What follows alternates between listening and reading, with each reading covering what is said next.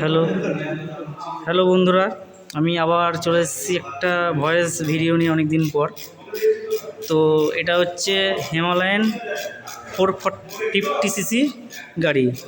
তো এই গাড়িটার একটা প্রবলেম হয়েছে, তা এই প্রবলেমটার জন্য আমি চাইছি যে সবাইকে শেয়ার করতে জিনিসটা, সবাই জানুক, সবাই বুঝুক।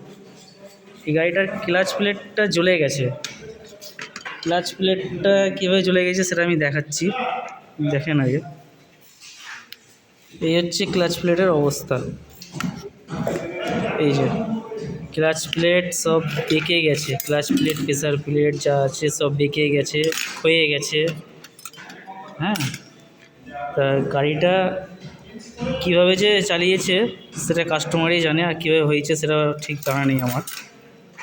তা এখন গাড়িটার এমন অবস্থা, গাড়িটা আমি যে ক্লাচ প্লেট লাগিয়ে যে ছেড়ে দেবো তা সেটা ছাড়া যাবে না, কারণ এর যে ভিতরে যে ডাস্টগুলো থাকে, এই যে ডাস্টগুলো হালকা দেখা যাচ্ছে, এই ডাস্টগুলো পুরো ইঞ্জিনের ভিতরে ঢুকে গেছে। এই ডাস্টগুলো কোনো রকম বের করা যাবে না।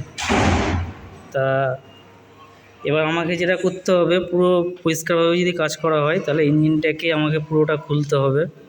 ইঞ্জিনটা পুরোটা খুলে পরিষ্কার করে তবেই লাগাতে হবে, না হলে আমি যদি ক্লাচ প্লেট লাগিয়ে যদি ছেড়ে দিই তাহলে দুদিন পর হয়তো অয়েল না উঠে ইঞ্জিনটা সিজ হয়ে যাবে।